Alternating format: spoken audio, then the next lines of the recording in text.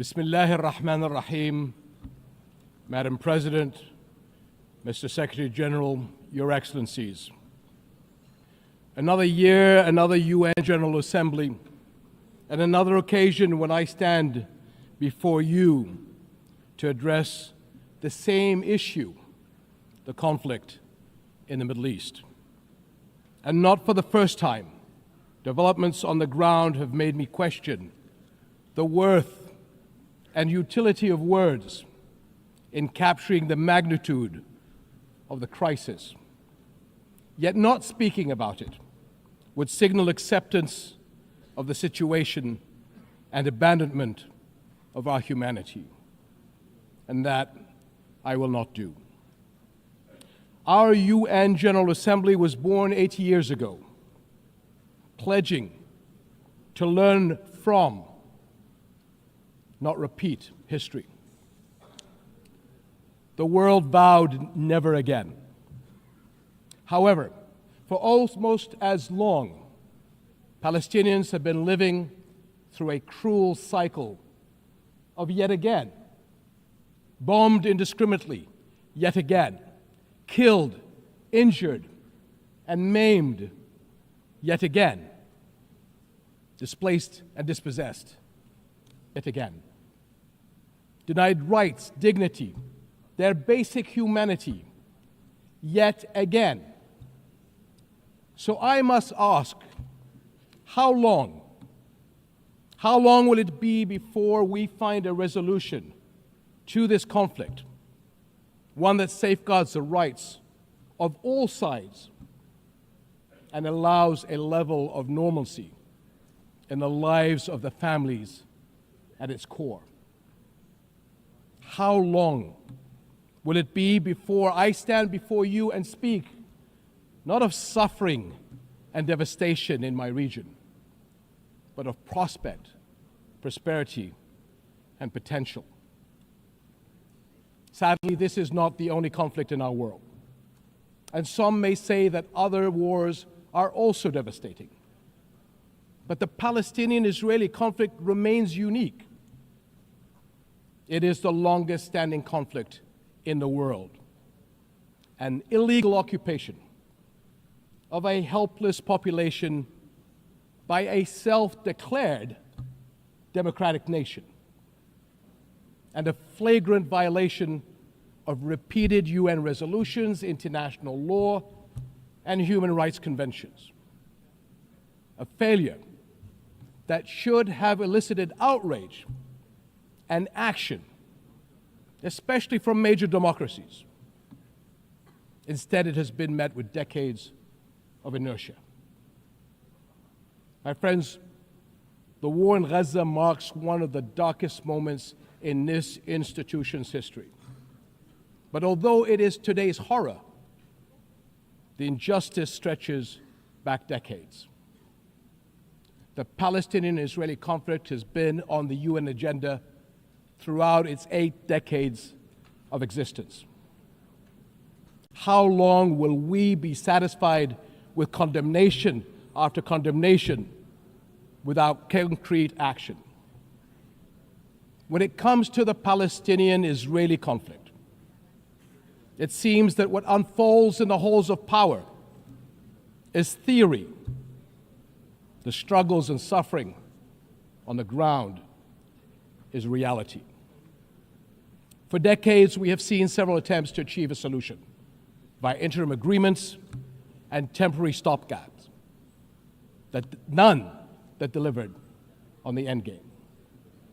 In fact, many would argue these processes served as a distraction, as Israel grabbed more land, expanded illegal settlements, demolished homes, and displaced entire neighborhoods. Muslim and Christian holy sites in Jerusalem have been vandalized and desecrated by those under government protection. And throughout all these years, Israeli families too have not been able to live in true security because military action cannot bring the safety they need. Nowhere is that more evident than in Gaza.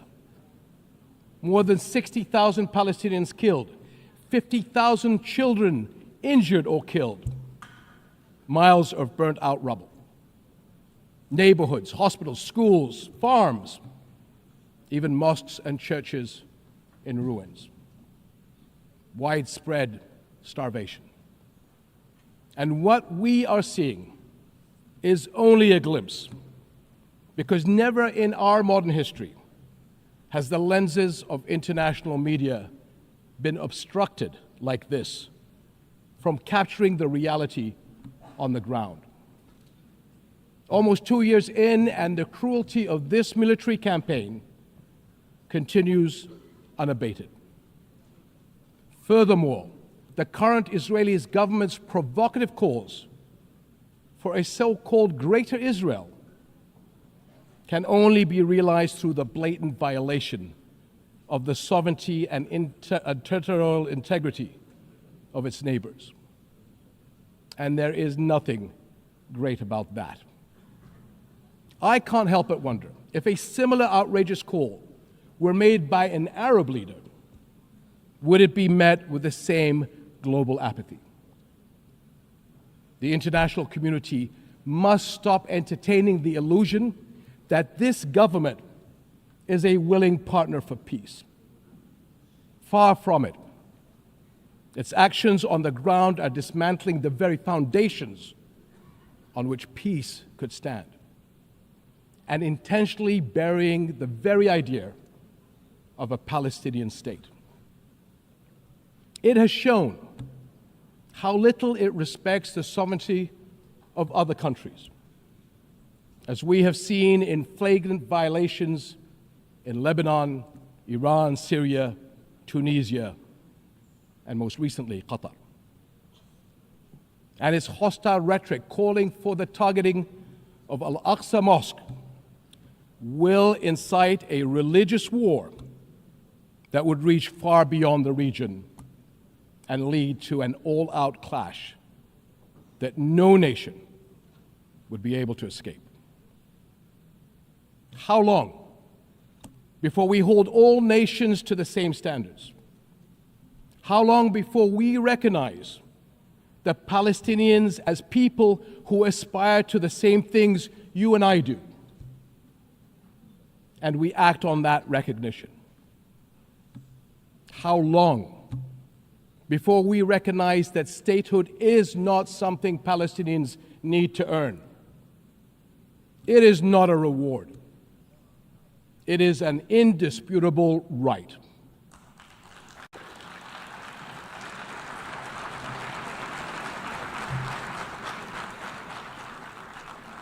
In Jordan, we are determined to work for a world in which people are secure in their homes, are safe to practice their faiths, and are able to live and thrive in dignity.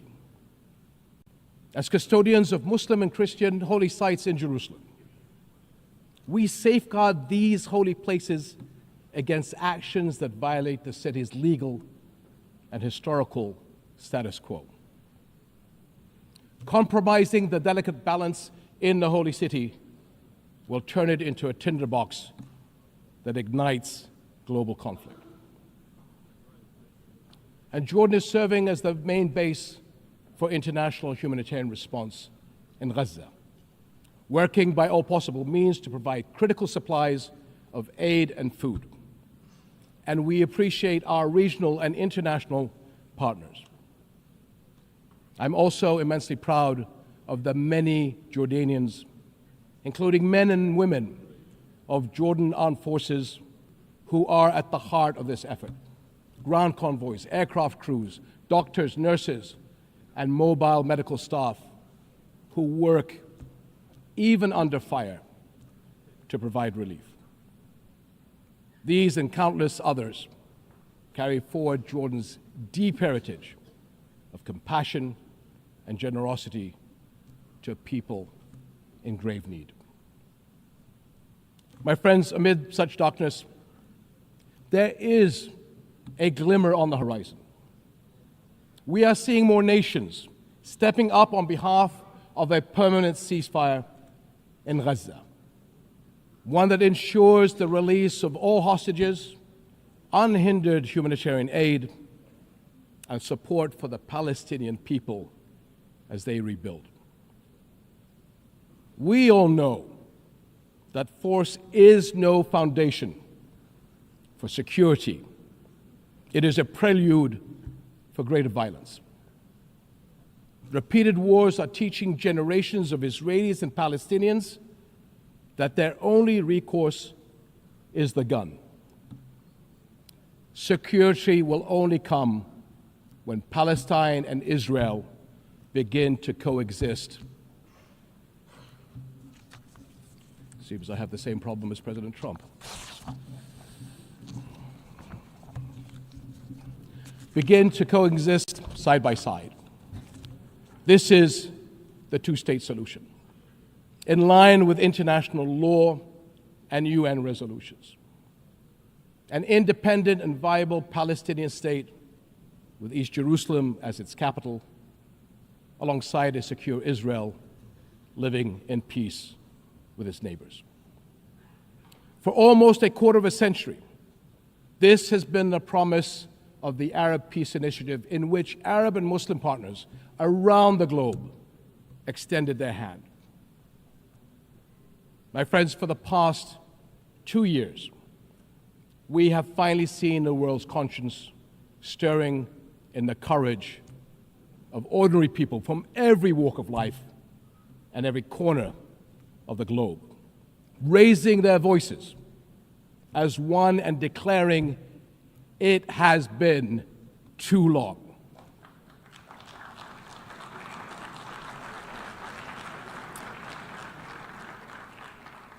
This United Nations must echo that call. It has been too long, and it must act on that call until peace is a reality. Thank you.